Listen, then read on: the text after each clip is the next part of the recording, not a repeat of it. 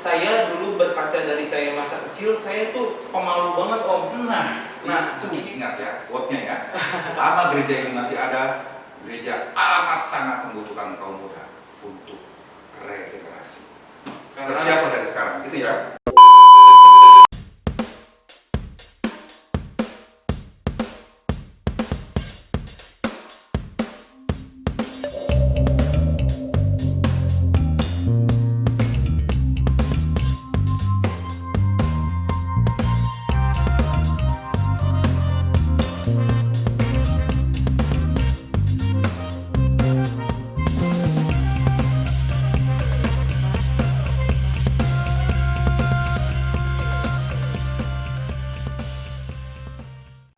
Shalom Sobcaster dimanapun kalian berada, balik lagi nih sama kita di podcast 19 Kaum Pemuda Remaja GKP Bogor. Kali ini kita akan bahas suatu tema yang cukup menarik nih. Temanya untuk hari ini apa sih Ju? Temanya hari ini adalah usia muda menjadi penatua. Wow, usia muda jadi penatua. Wow. Kali ini gua bareng sama Juan lagi nih, host kita dari kaum remaja. Buat teman-teman kaum pemuda remaja yang ingin ikutan jadi host juga kayak kita berdua nih, kalian bisa hubungi pengurus, bisa ke saya, ke Awi, ke Doli atau teman-teman pengurus yang lainnya ya. Kali ini kita nggak sendiri nih Jul, kita udah kedatangan narasumber yang pasti kaum pemuda remaja GKP Bogor dan tentunya jemaat GKP Bogor pasti udah tahu siapa orangnya. Kita sambut aja Om Erwin. Halo Om. Halo juga, Bro Baik, Om. Aldi dan Bro Juan. Sehat-sehat, Om. Kabar sehat, puji Tuhan, kabar sehat. Senang sekali sebenarnya hari ini bisa diberi kesempatan untuk saya ngobrol santai lah ya, Nah, Bro Juan. Akhirnya kita kedatangan Om Erwin juga nih. Oh. Setelah sekian lama kita berjalan dari podcast 1 sampai 19, akhirnya Om Erwin bisa hadir juga di podcast Pemuda Remaja. Kali ini kita akan bahas tentang usia muda jadi penatua. Tapi sebelumnya nih Om, ada salah satu Q&A dari kaum pemuda. Wah, ini dari Awi nih. Tolong bacain Jo. Dari Awi ya. Iya. Perbedaan MG sama penatua itu apa sih? Iya. MJ ya, Majelis Jemaat. Majelis Jemaat. Dan sekarang setelah raker sinode, rapat kerja sinode di Kerawang itu berubah diputuskan jadi penatua ya. Nah, itu. Ini hal yang menarik. Iya, untuk betul, Om. Bogor ya, untuk jemaat GKP khususnya. Banyak yang mungkin belum begitu paham soal penatua, termasuk mungkin majelis jemaat sendiri saat ini juga harus diberikan penjelasan apa sih perbedaannya penatua dengan majelis jemaat. Iya. Nah, ternyata majelis jemaat adalah lembaganya. Kalau yang kita dulu kita selalu memakai penatua, pernah memakai penatua lalu berubah majelis, sekarang kembali ke penatua dengan pemahaman yang memang harus disinkronkan ya. Majelis jemaat adalah lembaganya. Di dalam kemajelisan jemaat itu di sana terdapat juga pendeta, masuk pendeta. Nah, ketika sekarang diputuskan untuk berubah menjadi penatua, nah lebih kepada jabatan gerejawinya. Oh, Kita-kitanya di luar Pak Pendeta di jemaat masing-masing. Saya kira itu yang paling simpel yang pernah dicetuskan oleh GKP Pasundan, bahwa penatua adalah jabatan gerejawinya. Itu. jadi seperti itu ya teman-teman ya. Kan tadinya kan kita dari majelis jemaat beralih sekarang menjadi penatua. Seperti penjelasan Om Erwin tadi ya. Ya langsung aja nih, Juan, kita masuk ke pokok bahasan kita kali ini. Jadi Om, kan kita sebagai kaum pemuda remaja tentunya kan perlu untuk memiliki jiwa kepemimpinan di dalam diri kita masing-masing kan ya. Sangat perlu itu.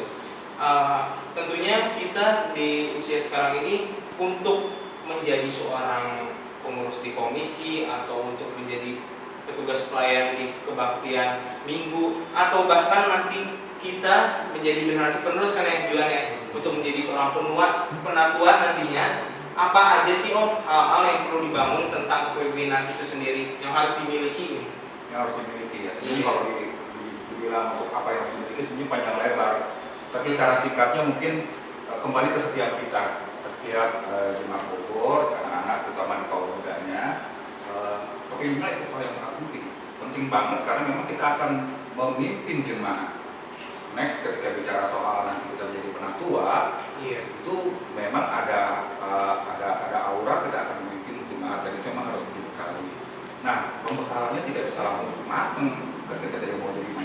kita menyadari bahwa kepemimpinan itu harus ada, Hmm. nggak bisa.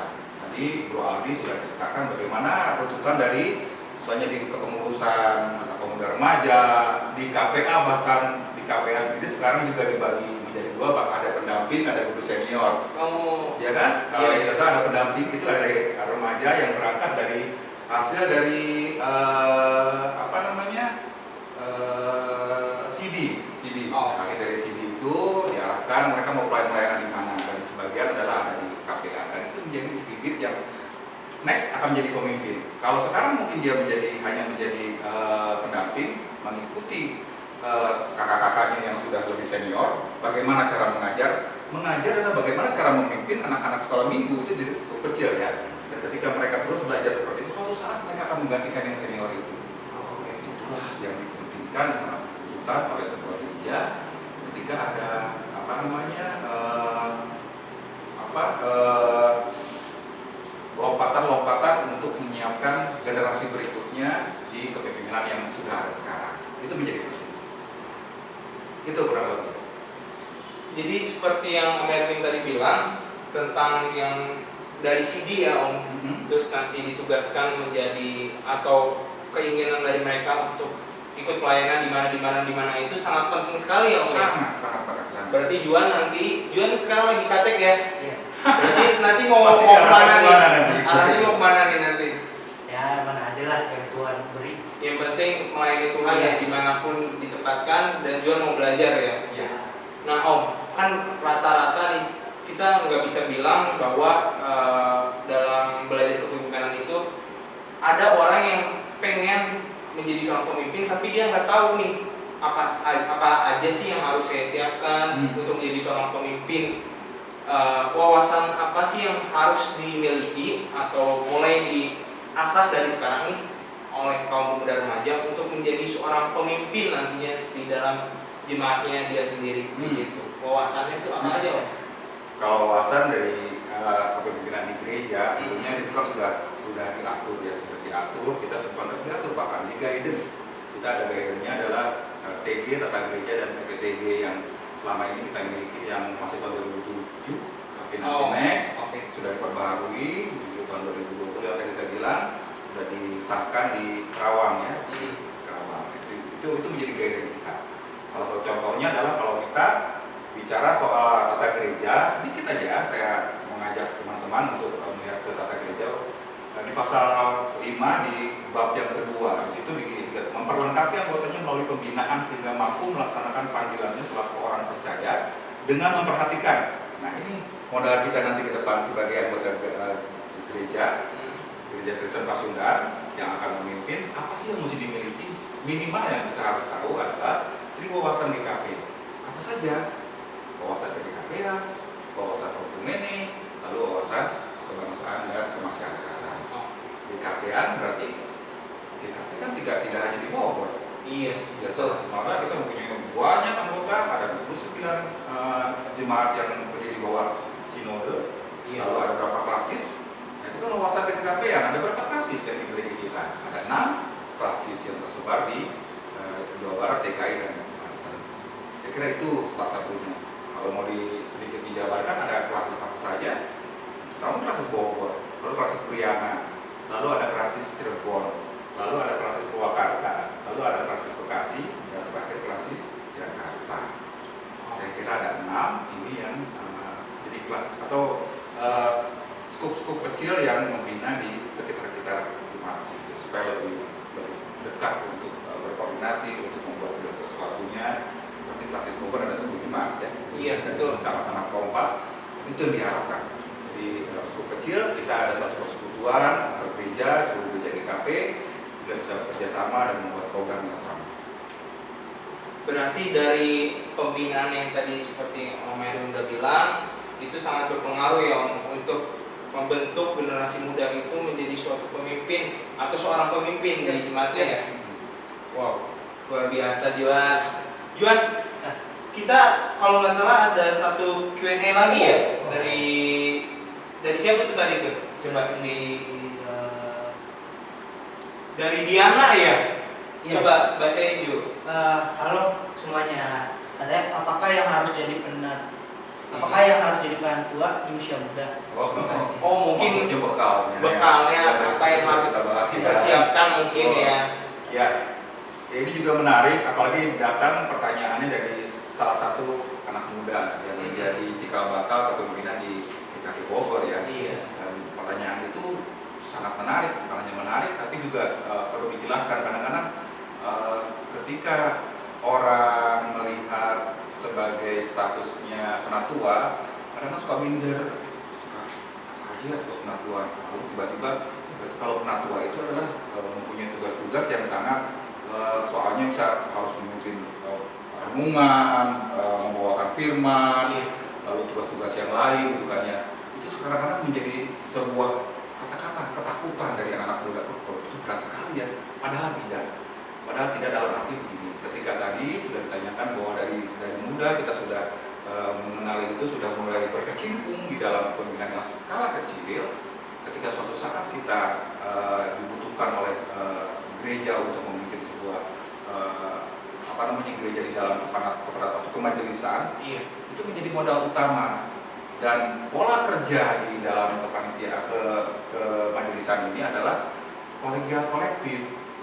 Jadi bareng-bareng. Bogor kita mempunyai berapa majelis jemaat, berapa penatua? Berapa jiwa? Berapa? Ayo, salah satunya yang aja dulu deh. Ayo. 20-an ya, Om ya? 21 dengan Pak Pendeta. Wah, hampir betul. Betul berarti nggak salah kok. Jadi kalau totalnya dengan Pak Pendeta itu 21. Oh, begitu. Penatua 20, begitu Pak Pendeta di 21 yang akan melayani untuk jemaat kita. Nah, dari situ kesepakatan dari majelis dari dulu dan itu dituangkan di dalam pemilihan panitia pemilihannya itu terdiri 12 pria dan 8 wanita sampai sekarang seperti itu. 12 pria dan 8 wanita untuk mengakomodir jemaat yang ada di kita. Kenapa 20? Mungkin ya, nah, tergantung jemaatnya masing-masing. Kebetulan di KPI Jemaat Bogor ini mungkin memiliki cukup data jemaat yang banyak, sehingga pendeta setiap intensi melihat bahwa harus cukup banyak orang untuk mengakomodir semuanya. Jadi Pak Pendeta tidak bisa bekerja sendiri, dia harus dibantu oleh kita selaku warga jemaat yang mau diajak menjadi pelayan di kemajelisan atau penatua. Itu jadi kenapa? Jadi itu harus dididik dari awal, dari dasar, dari apa namanya? Mungkin bisa aktif di KPA, lalu di remaja, lalu di pemuda, dengan usaha yang lebih kecil. Kita akan membentuk teman-teman kita, profesor kita untuk menjadi majelis di masa berikutnya. Saya kira itu. Berkaitan dengan tadi yang sudah dijelasin sama Om Erwin nih, dari sekolah minggu, dari KPA lah ibaratnya, dari anak-anak kecil nih Om. Pembibitan itu ya. Pembibitan ya. Pembibitan. Kalau saya dulu berkaca dari saya masa kecil, saya tuh pemalu banget Om. Nah ini nih, apa sih kira-kira yang bisa membuat setiap anak-anak itu dari yang pemalu sampai yang benar-benar wah saya memang harus belajar kepemimpinan, harus belajar melayani, bla bla bla segala macam. Ya betul ya Ju. Betul, Sesuai betul, dengan betul. pokok bahasan kita tuh Ju. Ya. Jadi kan di dalam penatua juga kan harus punya kepercayaan diri yang besar ya. Yes, Nah, yes, betul. dalam hal-hal apa yang harus dilakukan untuk membangun kepercayaan diri tersebut? Iya. Ini menyangkut dari Bu Aldi, lalu ditegaskan lagi oleh Perjuangan, betul. Jadi sebenarnya jemaat kita bukannya tidak mau. Iya. Keinginan untuk mereka melayani, katakanlah di bahasa melayani ya, memang bukan katakan, tapi bahasa melayani di gereja.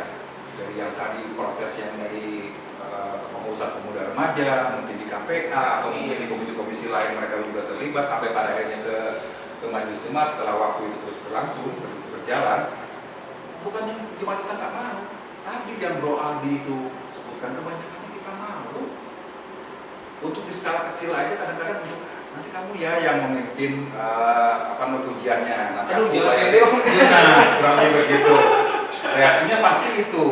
Jadi betul. Jadi kembali kepada bagaimana kita menata diri kita, bagaimana kita menghadapi teman-teman kita, dan sampai saat ini kita harus mengakui melihat ketika memimpin suatu kebaktian misalnya si A yang memimpin kebaktian, bagaimana dia mengguide atau memimpin pujiannya kepada teman-temannya, dan itu sangat-sangat terlihat sekali malu yang pada akhirnya tadi menghilangkan kepercayaan dirinya.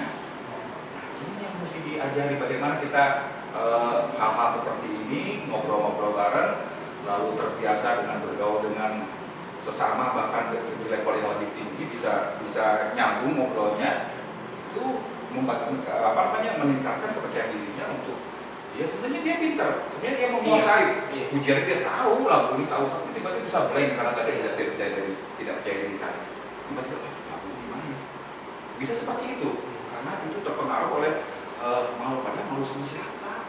Yang dihadapi kan teman-teman yang biasa sehari-hari ngobrol. Oh mungkin malu, takut ini orang ngapain sih? Ada yang ketawain gitu ya, ada yang ketawain gitu ya. Itu sering terjadi ya Juan. Nah itu gimana sih maksudnya meminimalisir tentang kritikan orang lain lah, atau ketika kita sedang membawakan suatu pujian misalnya jadi pemandu lagu, ih kok dia nyanyinya fals gini-gini segala macam. Nah meminimalisir itu kayak gimana sih Om? Yang pertama, ketika kita sudah mengiyakan tugas yang diberikan kepada kita, ya, kamu mimpin pujian ya di dalam kebaktian ini soalnya PR-nya ini, nanti yang pemain musiknya ini. Nah kita misalnya diberi kesempatan untuk memimpin pujian, MC lah katakanlah ya, MC lah. Tadi Bro Ari yang ditanyakan adalah bagaimana sih meminimalisir hal-hal yang tadi seperti itu. Yang pertama adalah ketika kita mengiyakan, kita mempersiapkan. Loh, kita diberi tugas mempersiapkan, menyampaikan lagu-lagu untuk memimpin dengan lagu-lagu A, biasanya dengan ayat firman, mungkin ada yang kita selipkan di situ, ada doa mungkin yang juga kita harus sampaikan sebagai MC. Nah itu harus dipersiapkan. Yang pertama lagu-lagunya dulu, biasanya hal kecil dulu aja lagu-lagunya. Jangan sampai kita mimpin pujian, kita sendiri nggak tahu lagunya, gitu kan? Betul. Pasti kan, itu hal kecil kan? Itu kan yang kadang-kadang bikin lagu, tapi lagunya nggak apa.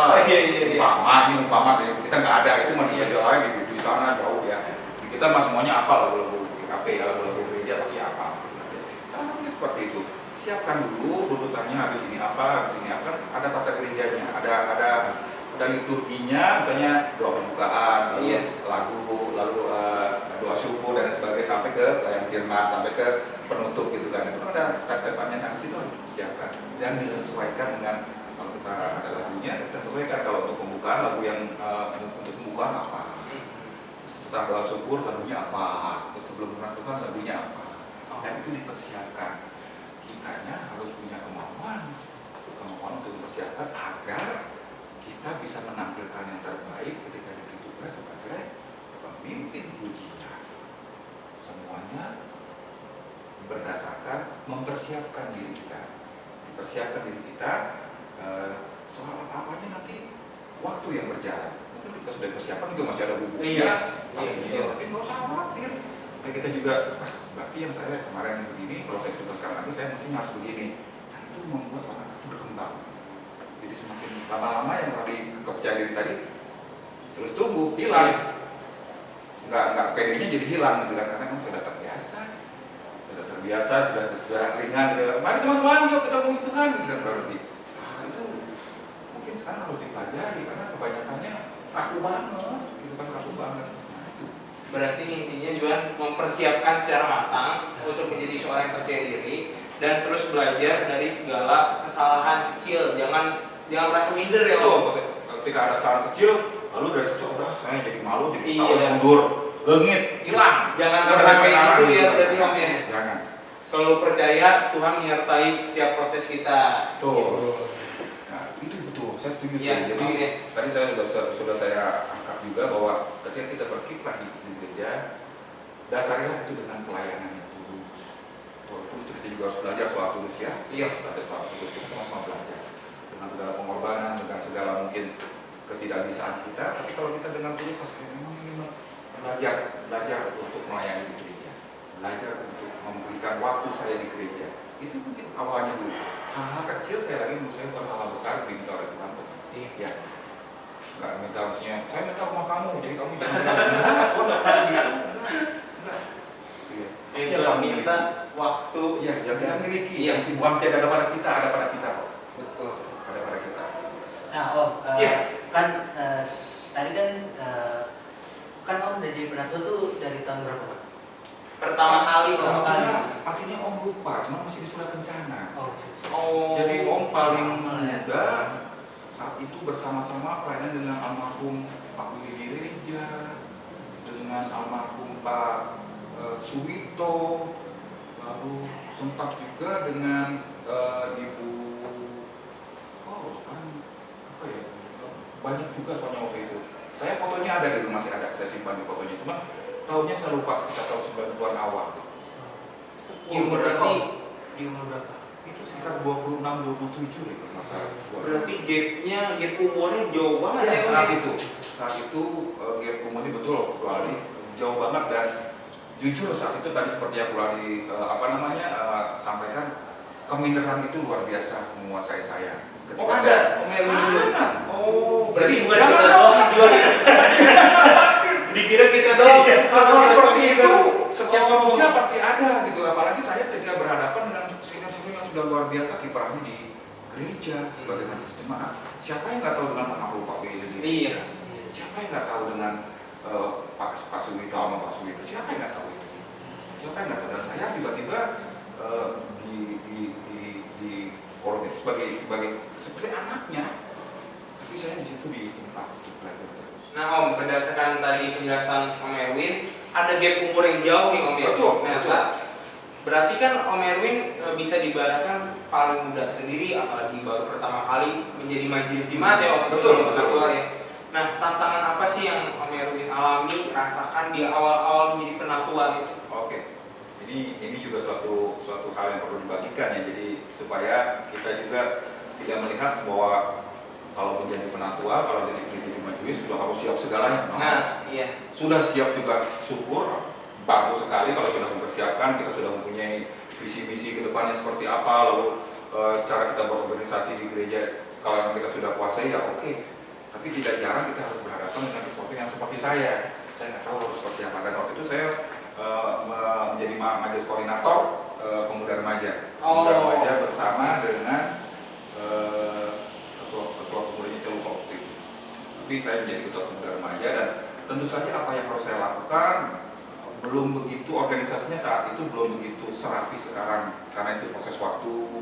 Nah itulah diisi oleh orang-orang yang bisa menyusun segala sesuatunya dari tahun ke tahun supaya berkesinambungan sesuai dengan tema gereja besar kita, sehingga kita bisa melakukan. Nah yang dulu itu sepertinya memang belum begitu seperti sekarang. Organisasinya berjalan sesuai dengan alur program yang sudah disepakati oleh jemaat, gitu kan, disusun oleh majelis lalu disalurkan kepada jemaat dan disetujui oleh jemaat, dan kita lakukan seperti itu. Semuanya tercatat, semuanya ada, semuanya pegang data-data itu, dan kapan-kapan kita akan melakukannya. Nah, dulu mungkin belum seperti itu. Nah, memang ada satu keringanan sih sebenarnya, karena kita mungkin bisa mengeksplor apa saja sesuai dengan discuss dengan konstituen kita, misalnya para pemuda remaja saat itu, pemuda kebanyakan pemuda. Paling-paling yang bisa dilakukan saat itu adalah retreat. Jadi kegiatan unggulan saat itu yang paling diminati adalah retreat dan Pokando. Saya seingat saya cuma dua itu yang menjadi kegiatan kita. Selain di event-event Natal, biasanya itu betul, kalau event Natal itu pemuda selalu yang menjadi ujung tombak untuk menyiapkan segala sesuatunya sehingga semuanya bisa terlaksana, karena di dalamnya ada ujung tombak pemuda yang terjun all out misalnya. Sampai sekarang juga saya lihat sampai masih seperti itu ya. Artinya semangat itu tetap terpelihara sampai sekarang. Pemuda remaja adalah sadar bahwa saya yang masih punya tenaga, saya lah yang akan ada di gereja untuk segala sesuatu yang akan dilakukan oleh gereja. Tidak mungkin kami mengandalkan lansia untuk mendekor, tidak mungkin juga kita mengandalkan anak KPA yang akan mendekor.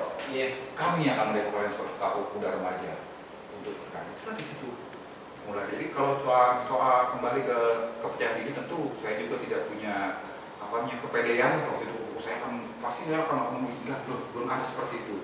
Mengalir saja.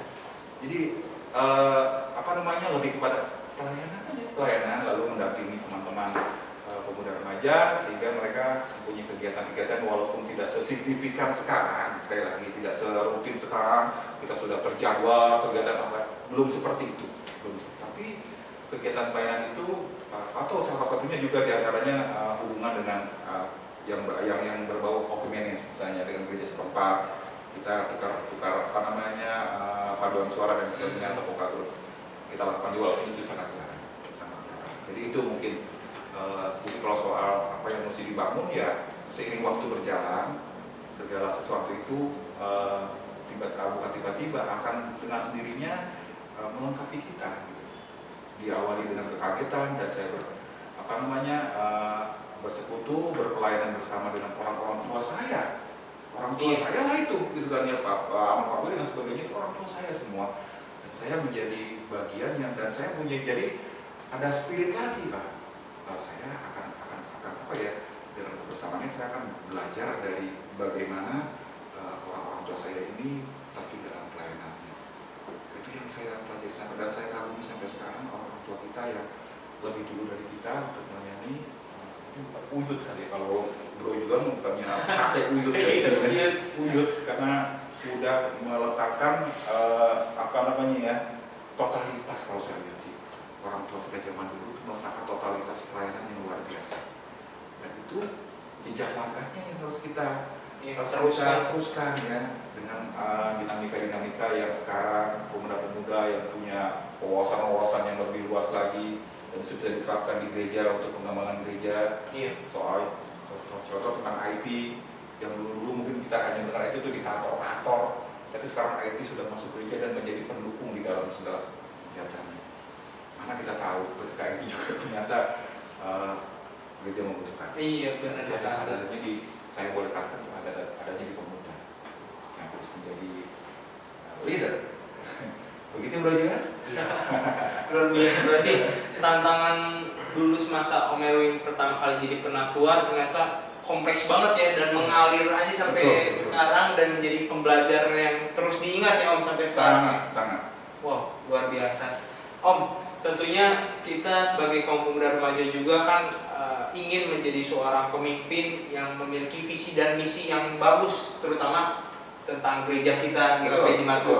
Nah, Om Erwin belajar untuk membangun visi dan misi ketika menjadi seorang penatua itu seperti apa? Oke. Sebenarnya kalau bicara soal kemajelisan atau penatua sekarang ya dalam satu berikut adalah kita tidak sendiri yang pastinya.